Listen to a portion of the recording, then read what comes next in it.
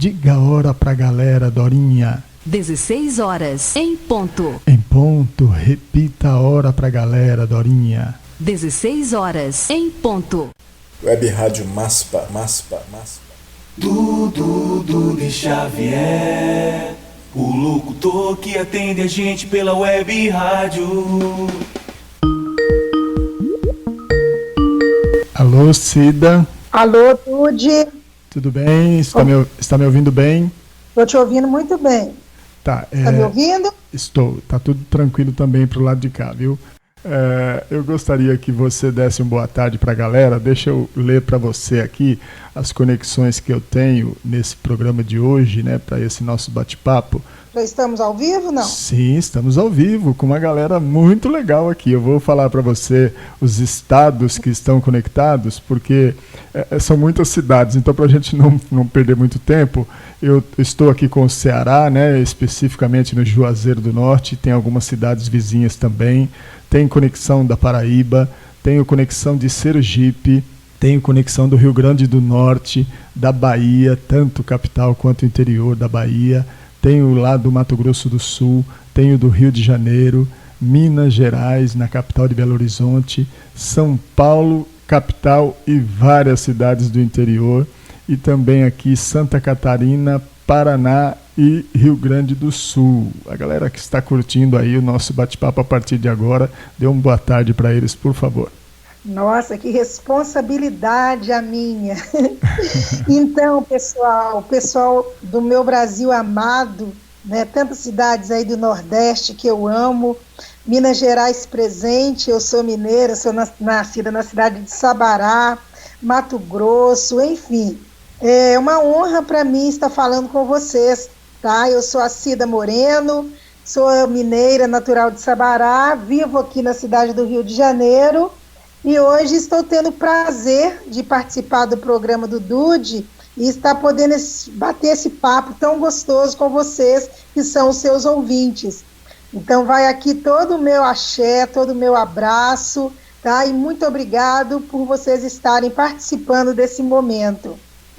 É uma honra, muito feliz pelo seu convite. Eu agradeço. Desculpe que eu interrompi aí, deu uma pequena falha, mas você falou que se sentiu honrada, né, com o convite. Cida, a honra é toda nossa, viu? Nem tente tomar essa honra de mim, por favor. Mas deixa eu apresentar agora oficialmente para a galera. Dude Xavier convida e Cida Moreno aceita o convite. Olha que legal, né? Ela que é atriz... É uma parceria, né? Sim, ela que é atriz e professora de teatro, então ela vai contar a carreira dela pra gente aqui. Eu preparei algumas perguntas, né? Antes de mais nada, eu quero agradecer a Marisa Bittencourt, a sua prima, né? Que é nossa amiga aí do grupo da Web Rádio, e já há mais de ano, né, aqui com a gente na Web Rádio Maspa, e ela fez essa ponte aí para você estar aqui hoje comigo, tá bom? Então eu fico muito feliz e agradeço muito a Marisa por isso, viu? Beijo aí para você, minha prima. Beijo para toda a família. Uma honra. Muito bom. Seu nome é artístico, ele tem relação com a família, né? Principalmente o Moreno, né? Não, Dude, deixa eu contar para você de onde vem esse nome. Na verdade, o meu sobrenome é Moreira. Moreira. Moreira, exatamente. Quando eu comecei minha carreira em 1982, na minha primeira escola de teatro em Belo Horizonte, na hora de decidir pelo nome artístico, então, claro, eu peguei o meu apelido, que carinhosamente as pessoas me conhecem, e o Moreira. Bom, durante 5 anos eu atuei com esse nome em Belo Horizonte, nas cidades do interior, onde eu fiz muito espetáculo, né? Logo que eu estreiei o primeiro espetáculo em Belo Horizonte, eu ganhei o prêmio de melhor atriz coadjuvante. Em 1980, minha primeira peça foi em 1983. Em 1984, então, eu recebi o prêmio em Belo Horizonte, o prêmio João Sesquiati de melhor atriz de teatro, melhor atriz coadjuvante. Então, você imagina, para uma pessoa que está começando e já ser agraciada, né? com esse prêmio, com esse reconhecimento. Então ali eu já decidi que eu estava realmente no caminho certo. Bom, e aí atuei em Belo Horizonte durante 5 anos e fui para São Paulo. O meu grande sonho era trabalhar com Antunes Filho, que para mim é um dos maiores magos do teatro moderno brasileiro. E eu fui então, me mudei para São Paulo, entrei na companhia do Antunes Filho, no CPT. E quando eu estava no Antunes, um dos diretores dele veio falar para mim que eu ia ter problema com o nome Cida Moreira, porque já tinha a cantora Cida Moreira, é uma cantora muito reconhecida nesse meio por fazer performance também em teatro. E como ela já tinha chegado um tempo, né, considerável antes de mim, então ia dar problema, 2 Cidas Moreiras, né? Foi então que eu peguei o Moreno, né? Hoje em dia, para ser sincera, eu acho meio estranho, assim, porque morena é aquela coisa que não é preta, que não é branca, que fica no meio do caminho. Mas, enfim, moreno é uma característica também do nosso povo brasileiro, né?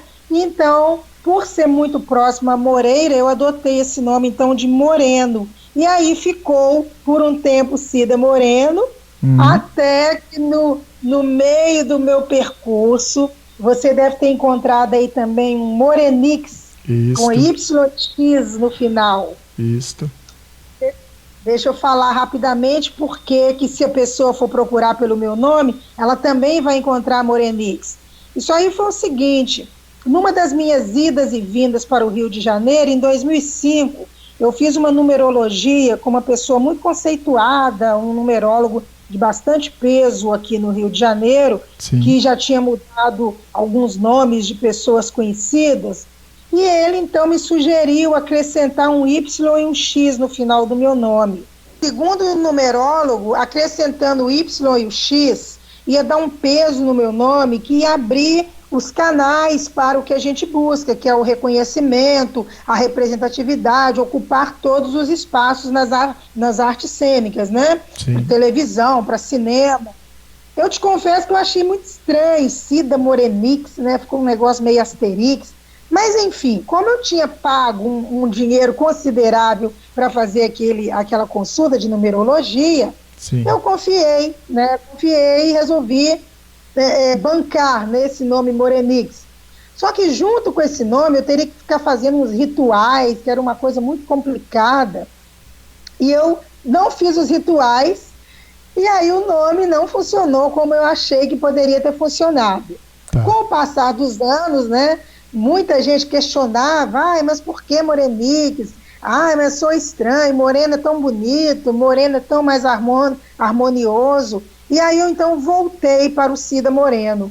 E aí me sinto mais feliz com ele, que eu acho que combina mais comigo, né? Tem uma harmonia. Muito bem. Eu ia falar, inclusive, sobre esse nome artístico que você comentou, o Cida Morenix mesmo, né? Você já explicou o porquê. Agora lá embaixo eu tenho uma pergunta sobre a questão do Y no Cida, né? Foi também uma solicitação dele ou não? Ou uma orientação, vamos dizer assim? Não, esse Cida com Y, ele sempre teve presente desde a minha primeira escola de teatro, porque eu achava o Cida com I, eu achava meio pobre, assim, sabe? Achava muito comum, né? E no auge da juventude, do deslumbramento, de estar entrando na carreira de atriz, eu achava que se colocasse um Y poderia ficar mais interessante. E aí ficou marcado o Cida com Y, e então eu não quis mudar mais essa nomenclatura, né? Então o Cida com Y não tem nada a ver com a numerologia, não. Então tá bom. É porque eu vou comentar sobre isso lá embaixo, e aí você já esclareceu aí também, tá? Então aí você é atriz profissional a partir de 83, né? 37 anos de carreira, a gente pode dizer, né? Sim. Tá. E aí eu localizei, né, pesquisando aí algumas peças de teatro, né, que você fez através da enciclopédia Itaú Cultural, né? E eu queria comentar com elas, né, se você achar que a gente pode falar sobre as peças. Eu sei que são coisas um pouco antigas, né? Não sei nem se você vai recordar de tudo, mas enfim. A gente lembra. A gente lembra de tudo, de detalhes. Ah, que coisa boa. Eu quero os detalhes mesmo. Deixa eu te falar por quê. Porque essa carreira nossa de ator é uma coisa que a gente abraça, é uma profissão que a gente abraça, correndo todos os riscos. A gente é movido única e exclusivamente pela paixão. Né? Se você perguntar para um ator se ele pretende aposentar, acho que ele prefere a morte. Eu acho que é uma das únicas profissões, uma das poucas profissões onde a gente não pensa em aposentadoria. Sim. Qualquer uma outra, né, do dia a dia comum, um professor, um banqueiro, né, um profissional do mercado comum, ele trabalha em prol da sua aposentadoria. O ator não. O ator, vida para ele é estar no palco. Então, e a gente trabalha com a memória, né? A memória é um dos nossos ingredientes. Então, diante disso, a gente não esquece, sabe, os detalhes, assim, de cada um espetáculo que a gente faz. É como se a gente estivesse parindo um filho. Ah, que coisa boa. Eu entendo o que você está dizendo, viu? E aí é por conta dessa memória fotográfica e fantástica que você deve ter, é que nós vamos comentar então, tá? As datas, você me perdoe se eu errei aqui, porque eu fiz uma pesquisa e acabei anotando as datas que estavam nessas pesquisas, tá? Por exemplo, Corpo de Baile, aqui está como 1988, né? E você, como Cida Morenix, atuou nesta peça com 4 personagens, né? Mãe Tina, Tia, Vaca Sagrada e Santinha. Vamos comentar então sobre os personagens e sobre a peça? Essa peça, ela tem um histórico muito importante na minha vida. Aí eu ainda não usava o Cida Morenix. Cida Morenix foi muitos anos depois, quando eu vim para o Rio de Janeiro. Essa peça nós estreamos ela em 1988 pelo Grupo de Arte Boi Voador, que foi a minha grande escola de teatro. Foi um projeto de vida. Eu cheguei em São Paulo em 1986, fui trabalhar com Antunes Filho, né, lá no CPT, né, ali no Sesc Consolação. E lá no Antunes eu entrei no projeto de Chica da Silva, ensaiei durante muito tempo Chica da Silva. Eu passei por Macunaíma, que ele estava remontando Macunaíma para voltar para a Europa. É um dos grandes sucessos de Antunes Filho, que fez várias temporadas de sucesso na Europa. E também passei pelo processo de A Hora e Vez de Augusto Matraga. Só que eu não estreei nenhum espetáculo com Antunes Filho. Os processos dele eram muito longos, né? Chica da Silva, por exemplo, durou 3 a 4 anos só de processo. Nesse interim, eu saí do Antunes Filho e fui trabalhar com Ulisses Cruz no Boi Voador, Grupo de Arte Boi Voador. O Grupo de Arte Boi Voador foi um grupo dissidente do CPT, do Antunes Filho. Ou seja, foi um grupo que nasceu lá dentro do Sesc Consolação. Num determinado momento, eles separaram do Antunes e saiu essa galera, junto com o Ulisses, para então desenvolver os trabalhos independentes pelo Boi Voador. Eu, então, saí do Antunes Filho em 87 e fui trabalhar com o Ulisses Cruz no Boi Voador, Grupo de Arte Boi Voador. Era um grande grupo de pesquisa, de teatro de pesquisa, onde nós trabalhávamos em cima de um autor, né? Ficávamos muito tempo pesquisando aquela obra do autor até construir o espetáculo. Corpo de Baile é uma obra do João Guimarães Rosa, que inclui 7 novelas. São 7 grandes contos, né? 7 novelas, onde ele dá ao conjunto dessa obra o nome de Corpo de Baile. Então nós temos aí Miguelinho, a história de Miguelinho, temos a história de Manuelzão, temos Cara de Bronze, temos o Dandalalão, temos o Recado do Morro, tudo isso contos que fazem parte dessas novelas que é Corpo de Baile. Você tem uma ideia da grandiosidade desse espetáculo? o Corpo de Baile ganhou, se não me engano, a primeira edição do Prêmio Shell como melhor espetáculo. Era um grupo grande, um grupo composto por muitos atores, onde cada um de nós pesquisávamos os personagens dentro da obra de Guimarães Rosa e propunha, né, um trabalho para aqueles personagens. E no final, o Ulisses Cruz veio sabiamente e organizou, né, o espetáculo todo com tudo aquilo que a gente tinha criado. Então, eu tive a possibilidade de criar esses 4 espetáculos, né? A Mãe Tina era uma preta velha, que morou da novela do Miguelim, da história de Miguelim. Então, era uma velha centenária que morava lá dentro da fazenda. Aí tinha a Santinha era do Recado do Morro, da novela O Recado do Morro. Aí tinha as tias, que era do espetáculo, a história da novela, a história de Lélia e Lina, e a Vaca Profana, que era do conto da novela da história de Manuelzão. Com esse espetáculo a gente excursionou por vários países da Europa, da América Latina também. Foi a primeira vez que na minha vida eu andei de avião, porque até então eu nunca tinha andado de avião, e a primeira vez que eu andei de avião foi para ir para a Espanha com esse espetáculo Corpo de Baile. Muito bem. Agora, então, eu tenho que fazer uma correção aqui, porque tá Vaca Sagrada e você disse Vaca Profana, né? Vaca Sagrada, é isso mesmo, Vaca Sagrada. Então tá bom. É que como o texto não é meu, poderia ter havido um erro, né? Mas... ficou uma dúvida aqui, dúvida não, na realidade é uma curiosidade. Você falou das 7 novelas, né, de João Guimarães Rosa, né? E elas eram apresentadas todas num espetáculo só? Não. Tá. A gente fez assim, a gente criava pequenas cenas, né, de cada uma dessas novelas, e que aí formou-se a conjuntura do espetáculo. Okay. Entendeu? Então o espetáculo era formado por microcenas que a gente criou, trazidas dessas novelas. Das 7 novelas, ok. O espetáculo, ele não tinha uma história linear. Tá. Né? Ele era muito imagético, foi um espetáculo muito construído a partir de imagens, onde a gente incorporou a linguagem do teatro-dança. Então tinha muito corpo com música, né? Muita simbologia, e não tinha uma linearidade, ou seja, não era um espetáculo com uma história que tinha princípio, meio e fim, eram quadros. Perfeito. Eu já estava imaginando o tempo de apresentação desse espetáculo, né? Com 7 novelas sendo representadas no palco, né? Mas eram micro apresentações, ok.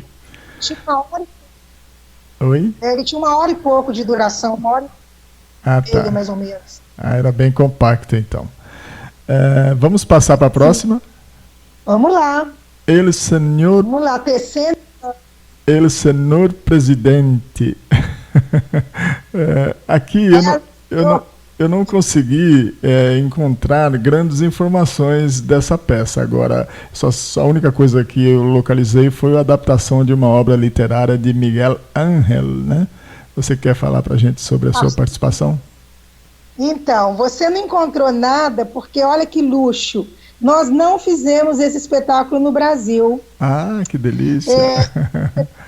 A gente só fez esse espetáculo, nós estreamos na Europa, na Alemanha, e fizemos uma turnê de 2 meses por algumas cidades da Europa, e não estreamos no Brasil. Deixa eu te falar por quê. Esse espetáculo, ele nasceu de uma verba que o Boi Voador ganhou de um órgão na Espanha.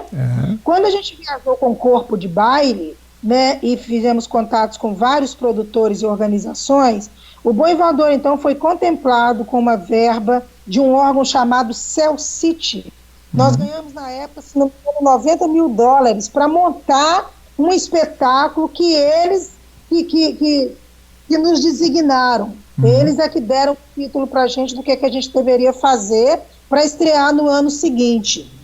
E o espetáculo era a partir dessa obra Miguel Ángel Astúrias, que é um escritor da Guatemala, e é o senhor presidente, ele vem falar da história da ditadura na Guatemala. Aham. Período ali dos anos 70, onde vários países da América Latina, inclusive o Brasil, estavam vivendo a barbaridade da ditadura, a Guatemala também estava nesse pacote. E o livro, ele é um relato real da ditadura na Guatemala. Nós estreamos esse espetáculo no ano que foi a queda do Collor. Eu não sei exatamente que ano, não sei se foi, acho que foi 1991. Foi por aí. Foi por aí. Então nós estreamos em outubro lá na Europa, ficamos até dezembro. Quando a gente chegou no Brasil, o Collor tinha acabado de cair. Então a produção e o Ulisses, né, os cabeças lá do grupo, acharam que não era uma temática interessante para estar levando a cena naquele momento. E aí, por causa disso, nós só fizemos na Europa. Muito bem. Então está explicado. Foi um grande espetáculo, tinha uma banda ao vivo, a banda era coordenada pelo André Abujanra, grande músico de São Paulo, André Abujanra, Theo Werneck. Nesse espetáculo, todos os atores tocavam vários instrumentos, e era um espetáculo realmente muito pesado, sabe? Muito punk mesmo, né? Porque sempre que você vai retratar a ditadura, não tem glamour, né? É um período realmente sombrio, que hoje, assim, a gente vê pessoas que parecem não conhecer a nossa história, né? Levantando os braços e pedindo a ditadura. Então, assim, infelizmente, a gente que talvez não teve acesso ou não conheça a história desse país e a história do que foi a ditadura. Não tem glamour, não tem refresco, é um período marcado por sangue, por tragédia, né, por crueldade, e a gente então não quis retratar a ditadura naquele momento que a gente estava reacendendo, né, a democracia aqui no Brasil. Muito bem. Vamos falar de Doroteia, uma farsa irresponsável. Aqui está falando do ano de 1994. Aqui não consta o seu personagem, né? A sua personagem, na realidade, né? Esta peça é texto de Nelson Rodrigues e esteve em cartaz também recentemente, agora em novembro de 2019, no Teatro Barracão em Cena, lá em Curitiba, no Paraná. Então, essa peça já foi aqui no Rio de Janeiro, né, quando então tinha me mudado aqui para o Rio de Janeiro, e aqui no Rio, junto com outros atores negros, isso em 1993, nós fundamos a CIA Black Preto Produções Artísticas. Isso. O que foi essa companhia? Foi uma companhia formada só por artistas negros, né? Onde nós sentimos a necessidade de sermos os nossos produtores, diretores, de modo que não faltaria papel para a gente estar em cena. Porque o que acontece, né? No Brasil, né, diante da hegemonia da população branca e elitizada, o ator negro, ele ainda fica à mercê de ter um papel que lhes caiba, né? Então é muito comum a gente ouvir frase como: poxa, não tinha nada para você negro, não tinha papel para negro nesse filme, nessa novela, nessa produção, no teatro. Então, diante de tantos nãos, né, nós então decidimos criar o nosso mercado de trabalho.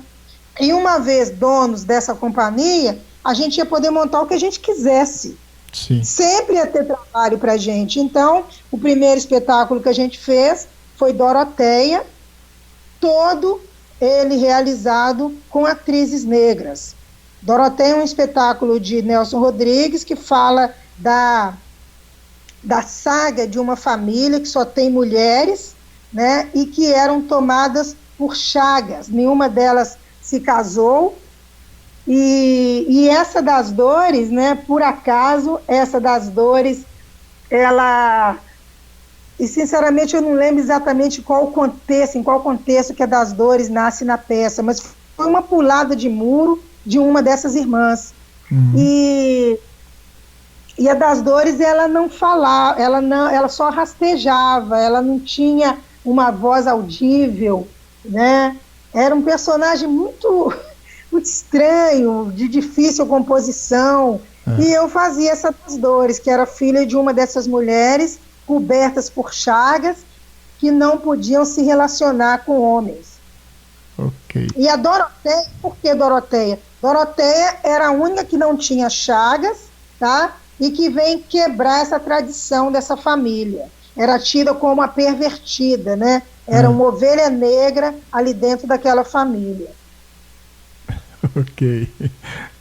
Vamos voltar aí na companhia Black e Preto, até porque eu tinha uma pergunta exclusiva sobre ela. Só para completar, já que você falou que é uma das fundadoras, não é isso, né?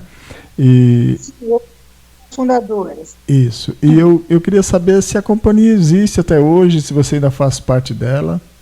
Olha, eu não faço mais parte. Quando eu fui embora para Minas, isso em 2001, eu acabei me desvencilhando da companhia, né? Os outros fundadores eram a Ileia Ferraz, que era minha parceira, e a companhia hoje, ao que me parece, é direcionada pela Ileia Ferraz, mas eu não faço mais parte da companhia. O que acontece? Hoje em dia, né, no século XXI, em 2020, nós temos aqui no Rio de Janeiro vários coletivos de negros, de pessoas negras, várias companhias, né, e grupos formados só por atores negros, e que têm realmente ocupado a cena, né, e se tornando protagonistas do teatro negro, sabe? Numa espécie de aquilombamento. Esse processo, então, que a gente retomou, né, em 1993, eu digo retomou porque nós tivemos em 1944 uma grande iniciativa do Abdias do Nascimento com o Teatro Experimental do Negro, que foi um grande movimento, né, de aglutinar pessoas e artistas para dar visibilidade ao ator negro na cena, que até então era muito comum que pessoas brancas pintassem o rosto de preto para interpretar os papéis negros. Dessa companhia do Abdias do Nascimento saiu dessa companhia a grande dama do teatro, que é a Ruth de Souza, a Léa Garcia. A companhia durou cerca de 24 anos e se diluiu com a ditadura. Nos anos de 1968, quando Abdias do Nascimento, seu grande criador e ativista, Abdias, que foi senador, que foi deputado, que era um intelectual, dramaturgo, artista plástico e um grande ativista e militante da causa negra, em 68 ele foi exilado, ele teve que deixar o Brasil, foi quando então a companhia acabou. E aí nos anos, em 1992, 3, né, o Rio de Janeiro estava estava sem essa representatividade, estava abandonado, não tinha ainda nenhum grupo de teatro negro aqui no Rio de Janeiro tomando conta da cena. Tinha nascido em Salvador o Bando do Olodum, no final dos anos 80, mas aqui no Rio de Janeiro, então, a gente aproveitou, né, aquele espaço vago para criar, então, a CIA Black e Preto Produções Artísticas. Você comentou um negócio aí interessante, porque eu li agora há poucos dias, eu não vou recordar qual personagem, né? Mas o ator Sérgio Cardoso, né? Lembra? O grande ator Sérgio Cardoso, né? Ele chegou a atuar numa novela fazendo papel de negro, né? Pintando a pele, não é isso? A Cabana do Pai Tomás. Isso, olha aí. Sérgio Cardoso fazia o Pai Tomás. Agora você vê que afronta, isso. Sabe? Não tô assim levando em consideração o mérito, que realmente foi um grande ator da dramaturgia nacional, mas olha aonde chegava o absurdo, Sérgio Cardoso viver um Pai Tomás, né? Então, assim, que bom, né, que foi o chamado blackface, né? Que hoje é muito contestado, e as pessoas nem ousam mais, com raríssimas exceções, né? Ficou completamente ultrapassado e piegas na pessoa fazer uso do blackface. Mas é importante recordar sobre isso, até é bom para a galera que está ouvindo também, fazer uma pesquisa sobre esta participação de Sérgio Cardoso nessa novela, porque houve aí uma reviravolta, né, no meio da história, né, e a pedido do público, inclusive, e a coisa mudou um pouco durante a trajetória da novela, né? Mas vamos seguir aqui com a Serpente? A Serpente foi um espetáculo que me trouxe muitas felicidades. Esse espetáculo eu fui atriz convidada da companhia da Débora Falabella. Esse espetáculo durou 10 anos, nós ficamos entre idas e vindas, viajando pelo Brasil todo. Fizemos 2 temporadas em São Paulo, as 2 com muito sucesso. Fizemos 2 vezes Belo Horizonte, estreamos aqui no Rio de Janeiro. Foi assim, uma grande oportunidade, porque essa companhia da Débora é uma companhia de grande visibilidade, né? Até pela Débora Falabella ser uma pessoa muito reconhecida. E assim, foi um presente que eu ganhei, né, pela oportunidade de estar ali, de novamente, né, interpretando um personagem, embora, né, muito um personagem pejorativo dentro da dramaturgia do Nelson Rodrigues. Né, um personagem pesado, assim, mas da forma como ele foi construído, da forma como a Yara de Novaes, que era a diretora da época, me colocou naquele espetáculo, a gente acabou dando um outro caráter para a personagem, de modo que, quando eu entrava em cena, era uma festa, assim, sabe? Eu era muito aplaudida, era uma cena muito engraçada e que trazia um refresco, porque A Serpente é um espetáculo também, né, dentro da narrativa do Nelson, é um espetáculo pesado, é um tema muito complexo, né, que é a história de 2 irmãs que casam no mesmo dia, as 2 são muito amigas, e o pai dá um apartamento, elas eram tão amigas e unidas que o pai dá um apartamento para as 2 morarem. Então cada um tem seu quarto e sua vida com seu marido. Só que passa-se um ano e uma das irmãs continuava virgem porque o marido era broxa, enquanto a outra era muito feliz sexualmente. Então, a irmã, que era muito feliz sexualmente, empresta o marido para outra irmã, para ela ser feliz pelo menos uma noite. Entendi. Só que nessa emprestada de marido, você imagina que a coisa não prestou, né? E o meu personagem entra na história fazendo a crioula das ventas triunfais para resolver o problema sexual do broxa. Entendi. Mas deixe-me comentar o meu texto aqui, porque é interessante nesse sentido. Olha só, você praticamente já disse aí que a sua participação ela é especial, né? E você interpreta então a crioula das ventas triunfais, né? No texto de Nelson Rodrigues. Aí, eu quero saber que, inclusive, rendeu uma premiação para você essa participação, não é isso? Não, eu não cheguei a ser premiada por esse espetáculo, não. Ah, não? Eu tive muito destaque, assim, de crítica, né? Mas esse espetáculo, ele ganhou premiação pelo cenário, ele ganhou o prêmio Shell de melhor cenário. Pois... Mas, infelizmente, não premiada, não. No texto, dedicaram uma premiação a você aí, por isso que eu comento, tá? Mas eu queria saber, com relação a essa participação especial, porque a gente pode relacionar isso a uma coisa muito boa ou não, né? Ela pode ser importante, né, o papel da personagem, então ela tem uma participação especial, né? Ou pelo fato dela ser uma participação curta, né, uma aparição curta do personagem, ela já não pode ser levada dessa forma de tão especial, né? Como é que você vê isso? Porque você comenta que foi um presente para você essa participação. Sim, eu acredito que quando eu nem sabia, né, que que eu ia receber essa menção, só fiquei sabendo quando eu vi o programa. E aí eu fiquei muito feliz e fui agradecer a produção, e o que eu ouvi foi o seguinte, que era o mínimo que eles podiam fazer por mim, pela minha trajetória, por eu ter tantos anos de carreira, né, e com o peso da minha interpretação e do meu tempo de estrada, eu estar ali fazendo um personagem pequeno dentro daquele espetáculo. Porque o papel em si é pequeno, né? Só que a cena teve uma grandiosidade, era uma cena que acontecia exatamente no meio do espetáculo, né? E que dava um outro rumo para o espetáculo a partir dali. Era um momento que a plateia relaxava para voltar, então, a atenção da dramaturgia.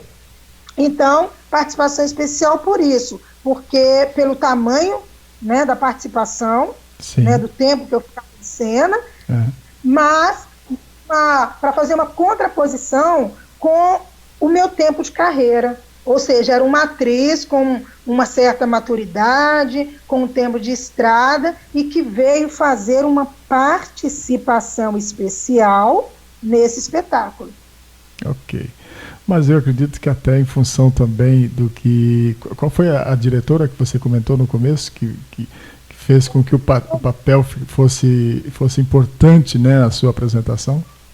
Então, aí eu falei que a direção é da Yara de Novaes, Sim. que é uma grande e reconhecida diretora do teatro contemporâneo de São Paulo. A Yara é mineira, mas é radicada em São Paulo, muito premiada, já recebeu vários prêmios Shell, e quando eu entrei no espetáculo, eu entrei quando o espetáculo já estava em processo. E ela me chamou para a gente conversar sobre e de que forma que a gente poderia subverter aquela ordem, né, de não ser simplesmente o papel tal qual o Nelson Rodrigues tinha escrito ali.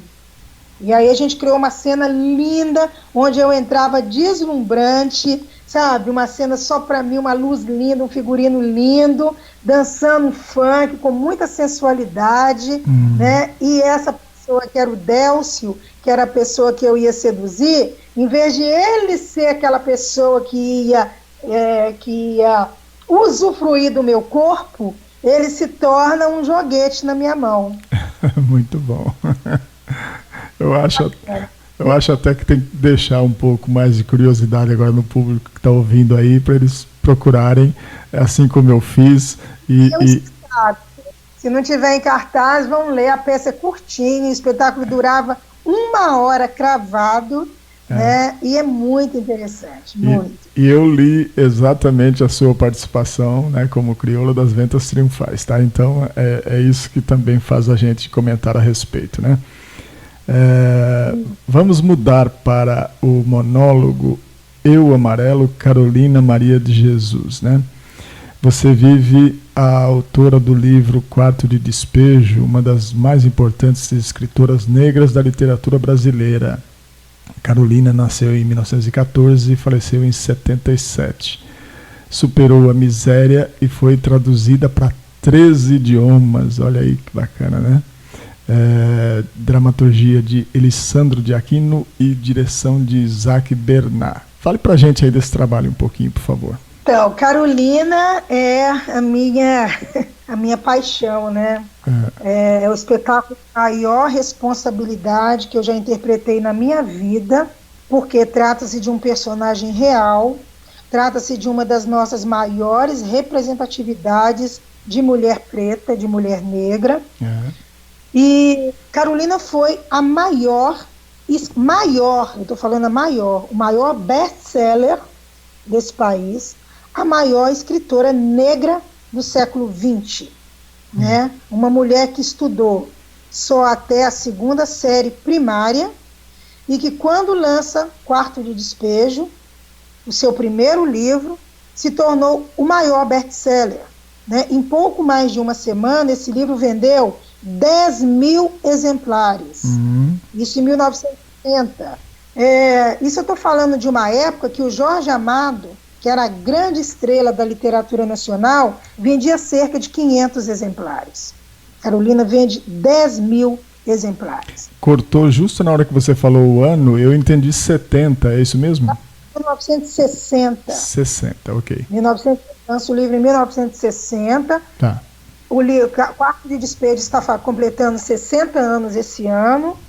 E Carolina, para quem não conhece, ela foi descoberta, ela era favelada, né? Sobrevivia para sustentar os seus filhos, catando ferro e papel no lixo.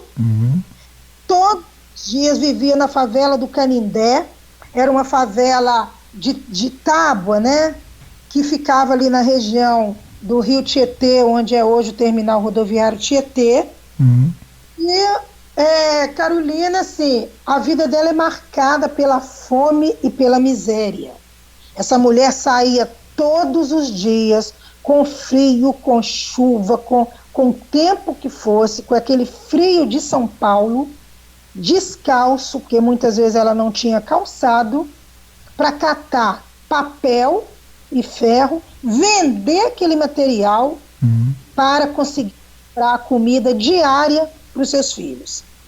Então, eu não estou falando de uma pessoa que conseguia estocar alimentos. Todos os dias ela tinha que sair para conseguir o seu alimento diário. Foi uma feminista, né, uma mulher à frente de seu tempo, porque ela nunca quis casar. Ela teve 3 filhos, cada um de um homem diferente, e não queria casar. E o que salvou Carolina de enlouquecer por causa da miséria e da fome foi a sua paixão pela literatura. Ela era completamente obcecada por livros. E a partir do momento que ela aprende a ler na sua cidade, né, que ela só fez até a 2ª série, o primeiro livro que ela leu foi Escravizaura. Ela se torna ficcionada por livros. E ela vai ler Camões, ela lê Luiz Gama, ela lê Castro Alves, ela lê Nietzsche, ela estuda dicionário, o vocabulário dela na obra dela é muito rebuscado, porque ela lia tudo.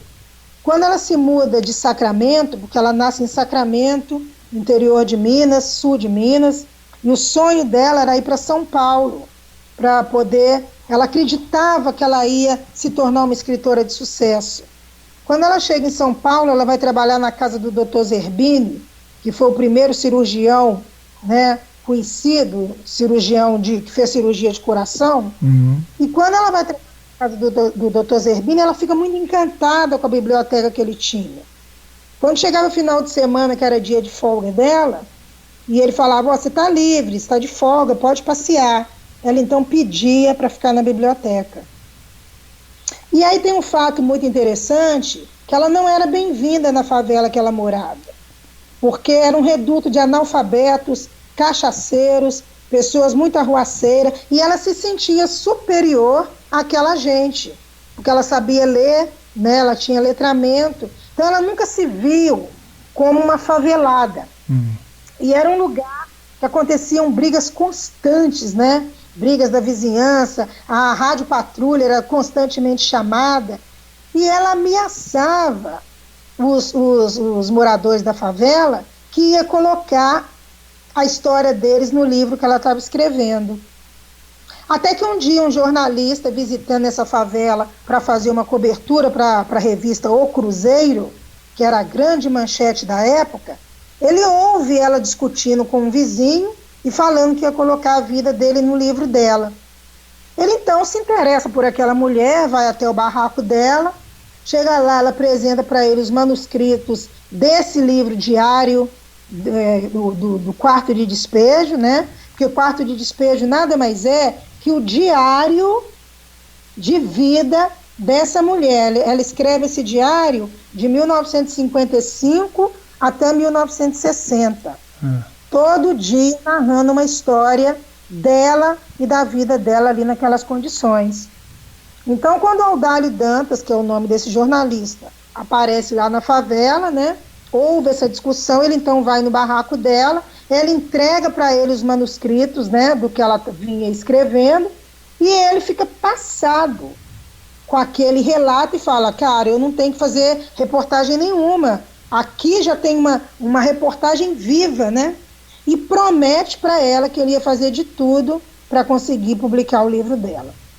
E aí ele consegue publicar 1 ou 2 anos depois, o livro vira esse sucesso, é traduzido para cerca de para cerca de 13 idiomas e vendido para mais de 80 países. Até hoje, Carolina é muito conhecida e estudada fora do Brasil. Carolina deixou cerca de 5.000 manuscritos, né? Ela publicou outros livros depois.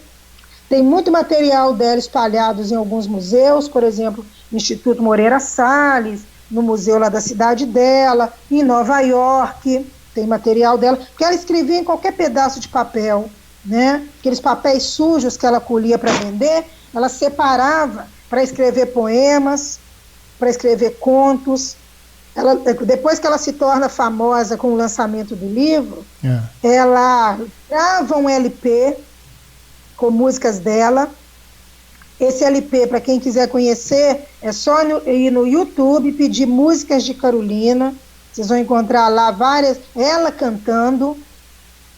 E o trágico disso, né, é que a carreira dela, ela ascende, mas depois ela volta praticamente para o mesmo lugar. Carolina, por causa da ditadura, ela foi completamente esquecida, apagada, né? E ela, então, no final da vida dela, ela consegue comprar um pedaço de terra em Parelheiros, que fica a poucos quilômetros fora de São Paulo. Sim. E ela morre lá, completamente esquecida. Carolina só vai voltar à cena através de um escritor chamado José Carlos Sebe, que escreve a Cinderela Preta. Então, isso nos anos 90, ele escreve esse livro sobre ela. É então que Carolina começa a ser redescoberta por muitos estudantes negros, né? E hoje existem várias teses, né? Teses de doutorado, de mestrado. E Carolina, então, está voltando, né, à cena através da comunidade negra, porque ela passou a ser objeto de estudo. E eu tive a honra de ser convidada para dar vida a Carolina Maria de Jesus. O espetáculo chama-se Eu Amarelo, porque ela fala que a fome é amarela. E que quando ela estava com fome, ela via tudo amarelo. Muito bem. Eu estou vendo aqui, Marisa Bittencourt colocou a foto da divulgação da peça, né? E foi a imagem que foi me enviada a seu respeito quando a gente falou de convidar você, tá? Você ficou com uma expressão fantástica aqui nessa imagem, né? É linda essa imagem, realmente. Eu falei para Marisa imediatamente, eu falei, olha, ela tem uma expressividade muito, mas muito bacana e eu quero bater um papo com a Cida Moreno, né? E aí foi por conta exatamente desse personagem seu aí, tá? Para quem quiser saber um pouco mais da gente, a gente tem uma página no Facebook chamada Eu Amarelo, temos uma página no Instagram, também Eu Amarelo, mas no Facebook vocês vão ver muito material, fotos, vídeos. Tem uma foto minha com toda a família de Carolina, que foi assistir o espetáculo, todo o clã da Carolina, que é a Vera Eunice, né, que é a menina, ela começa a escrever O Quarto de Despejo, quando a Vera Eunice está no dia do aniversário de 2 anos da filha Vera Eunice. Então você imagina para mim que emoção fazer o espetáculo com aquela menina que foi sobrevivente da fome e todos os seus herdeiros, né? Então ali diante dos meus olhos estava filha, netos e bisnetos da Carolina Maria de Jesus. Então eu tenho esse lá na minha página no Facebook, Eu Amarelo. Deve ter sido emocionante isso daí, hein? Foi. Cida, nós já estamos há quase 1 hora no ar. Eu tenho vários assuntos ainda para abordar com você, mas eu acho que nós vamos ter que fazer um segundo tempo contigo, viu? Porque, primeiro, que você é rica de histórias, né? E não dá para a gente ficar contando pela metade um caso igual esse, por exemplo, aí de Carolina, né? Eu tenho que deixar... Só Carolina daria um programa. Um programa só, infelizmente, não dá. Mas eu tenho que abordar já nessa primeira aparição sua aqui comigo, a sua chegada até a Rede Globo, tá? porque é importante demais também isso, né? Aí foi onde eu comentei com você, que foi em 2001, se não me engano, né? Que a novela foi para o ar, A Padroeira, não é isso? Exatamente. Em 2001, então. Aí, por isso que eu comentei com você sobre o Y no SIDA, porque estava, onde eu localizei a informação, estava SIDA com I normal, né? Cida Moreno. Sim. E aí eu perguntei se tinha alguma coisa a ver essa adoção do Y aí, mas você já contou lá para trás, né? E aí você... É erro de grafia mesmo. Exato. Às vezes a pessoa não sabe, aí escreve Cida com I. Muito bem. E aí você chega em 2001 à Rede Globo com a personagem Maria do Rosário na novela, né? A Padroeira. E eu queria saber dessa importância de ser convidada para uma novela, porque eu entendo que é um reconhecimento também do seu trabalho no teatro, né? Então, por favor, fala para a gente dessa passagem sua pela TV e da sua personagem. Então, o meu personagem, Maria do Rosário, na novela Padroeira, foi o maior papel que eu já consegui realizar na televisão. Foi um papel de muita visibilidade. Eu entrei no meio da novela e fazia uma personagem que já era revolucionária dentro da novela, porque ela era uma moradora de um quilombo. Então eu não entrei na novela como escrava, era uma novela de época, né, para os mais jovens aí que não viram, a Padroeira falava da história, quer dizer, não era da história, mas tinha a interferência de Nossa Senhora Aparecida, padroeira desse país, e tinha duas crianças pretinhas muito maltratadas, e uma delas conseguia conversar com a santa. E o grande desejo desse que conseguia conversar com a santa era conhecer a mãe dele. E aí, no decorrer da novela, no meio da novela, ela realiza esse milagre na vida dele, então a mãe dele aparece. E em que contexto que o meu personagem entra? Ele entra para... A Maria do Rosário entra na novela para rever a sua fortuna que estava sendo usurpada pelo personagem da Elizabeth Savala. E aí era muito interessante, porque eu entrei para colocar a Elizabeth Savala, que era uma grande vilã, o personagem dela, naquele lugar que a plateia brasileira queria ver aquela mulher pagar por tudo aquilo que ela fazia com as crianças. Então eu entro de cá, né, fazendo o personagem da Imaculada, que era o da Elizabeth Savala, colocando ela como a minha mucama, como a minha escrava. Tá. E ela foi às 6h. Eu já tinha marcado a minha entrada na Rede Globo. Eu fiz a novela em 2001. Em 1998, eu fazia parte, fui contratada na Globo para fazer o seriado Mulher, que era a espécie de um plantão médico que tinha a Eva Vilma e a Patrícia Pilar como médicas, né? Essa série. Eu fazia a enfermeira da Patrícia Pilar. Eu fiquei contratada 2 anos, era um papel pequeno, mas eu estava sempre ali, né? E era contratada. Sim. E aí depois tive essa oportunidade para viver, então, a Maria do Rosário, na Padroeira. Foi um espetáculo que causou muita comoção, porque o público vibrava, torcia muito por ela. Enfim, foi realmente uma grande oportunidade, porque fazer televisão é um dos veículos também que para nós atores é muito importante. Né? Primeiro que é um outro veículo, né? É uma outra linguagem, e a visibilidade, né? Tudo muda quando você está fazendo uma novela, é impressionante, sabe? O mundo passa a te reconhecer, né? Só de você estar ali com a cara. Então, e sem dúvida alguma, abrem muitas portas.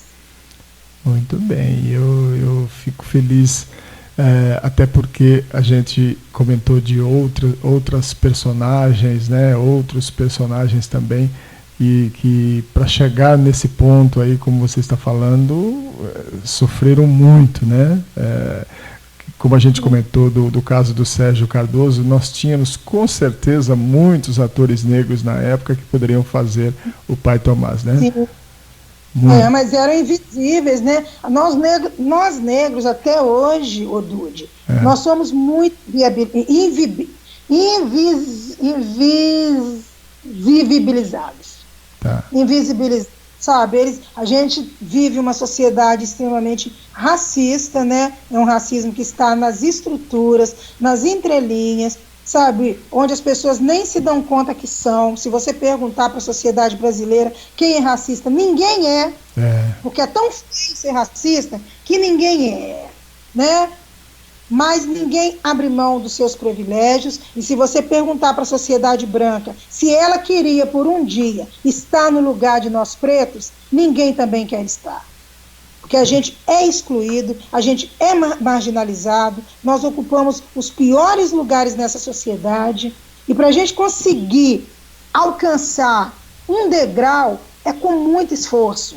Porque desde o momento que a gente nasce, a gente já começa a combater o racismo nessa sociedade, e a gente tem que brigar pelo nosso espaço. Então, até hoje, século XXI, né, isso não precisa nem de eu aprofundar, é só as pessoas verem o que está acontecendo, como que continuam matando os nossos jovens e as nossas crianças, sabe? A gente é alvo, né? Nós somos a pele alva e o público alvo da polícia, que tem um projeto de exterminar a população negra. Nós somos a população de rua desse país. Nós somos a população carcerária, nós somos a população do hospício. Nós não estamos representados no Congresso Nacional, naqueles que ditam a ordem desse país. Nós não somos representantes na economia desse país. Nós não somos donos de banco, de supermercados, de empresa aérea. Então, na arte, não é diferente. Para a gente alcançar o mínimo de visibilidade de espaço, são muitos leões ao longo da nossa vida que a gente tem que matar. Muito bem. Eu tenho que ouvir você com muita tristeza quando a gente escuta tudo isso que você comentou, né? Porque eu tenho um convidado agora, que ele vai vir segunda-feira bater um papo comigo, não sei se você o conhece, Oswaldo Faustino. Ele comenta uma coisa que realmente é muito, muito interessante de você prestar atenção, né? Eu fui apresentado para ele como sendo um jornalista branco, né? E queria chamá-lo para falar de arte e cultura. E eu falei, Oswaldo, eu tenho que fazer duas correções aí, que é a seguinte: primeiro, não sou jornalista, tá? Segundo, eu não sou branco. Se você me apontar um branco aí na rua, legítimo, né, genuíno, né, aí eu posso mudar de ideia porque você está me apontando. Mas eu tenho as minhas raízes africanas, né, minha avó é filha de escravos, minha mamãe está aí ouvindo o nosso bate-papo também, ela pode atestar isso, né? Então, eu não tenho a legitimidade branca na pele, jamais teria, e eu acredito que a nossa população brasileira não tem, né? Então, ele falou assim, olha, você me fez lembrar de Chico Buarque, que ele disse assim, se tiver um branco genuíno no Brasil, ele é filho da Xuxa com o goleiro Tafarel da seleção brasileira. Fora isso não existe nenhum branco, todos são descendentes africanos. Então, é triste quando a gente sabe que tem essa coisa realmente, né, desse preconceito contra a raça negra, a raça preta, né? E a gente fica muito, muito triste com isso. Tá? Eu quis que você viesse bater esse papo comigo para falar da sua arte, que você tem muito mais a mostrar para a gente como artista do que, infelizmente, essa coisa pesada e triste que é esse preconceito. Eu fiquei muito feliz de receber, mas muito feliz de receber você. Tem mais coisas para a gente falar, mas nós já vamos entrar aqui na nossa parte final, que eu comento que você deveria fazer alguma apresentação de alguma coisa ao final do nosso bate-papo, e você ia declamar um poema, depois você trocou por uma música, né?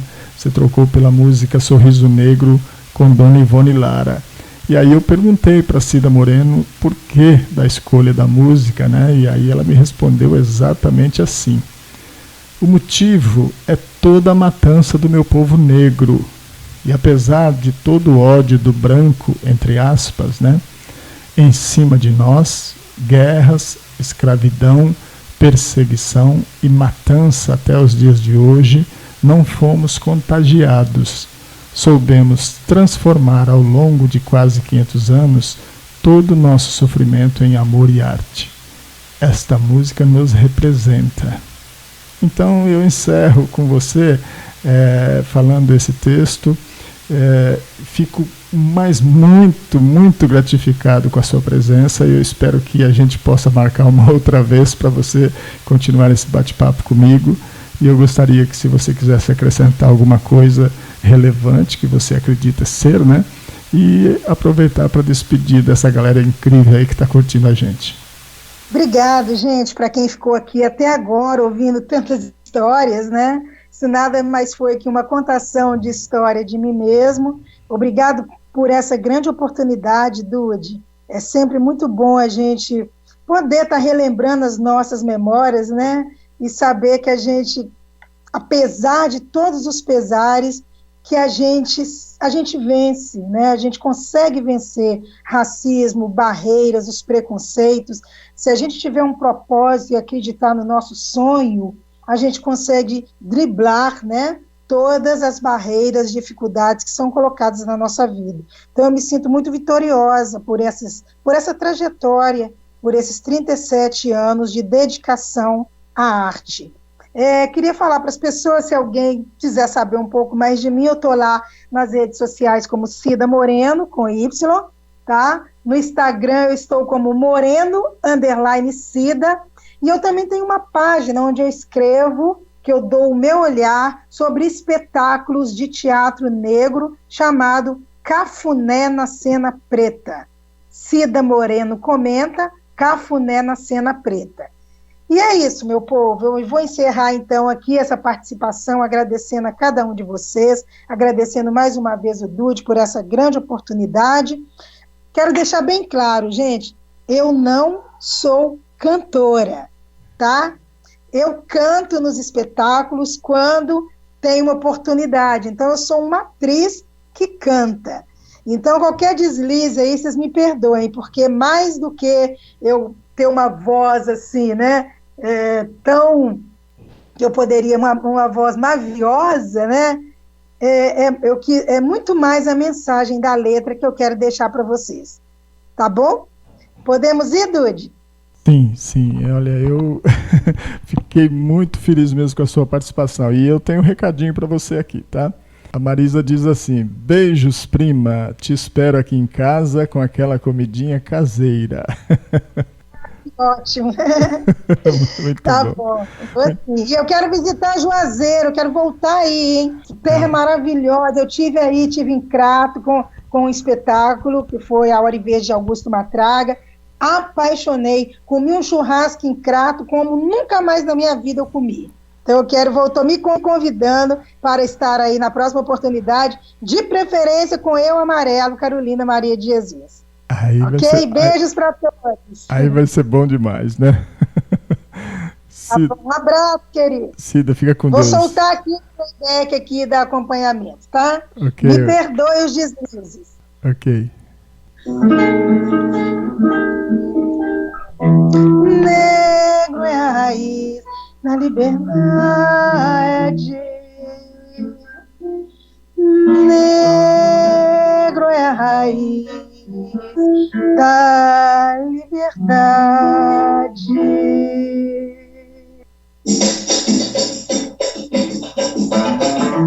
Um sorriso negro, um abraço negro, traz felicidade. negro sem emprego, fica sem sossego. Negro é a raiz da liberdade, um sorriso negro, um abraço negro, traz felicidade. Negro sem emprego, fica sem sossego. Negro é a raiz da liberdade, negro é uma cor de respeito, negro é inspiração, negro é silêncio, é luto, negro é a solidão, negro que já foi escravo, negro é a voz da verdade, negro é sorriso, amor, negro também é saudade, um sorriso negro, um abraço negro, negro, negro, traz felicidade. Negro sem emprego, fica sem sossego. Negro é a raiz da liberdade, um sorriso negro, um abraço negro, negro, negro, traz felicidade. Negro sem emprego, fica sem sossego. Negro é a raiz da liberdade, negro é a raiz da liberdade, negro é a raiz da liberdade.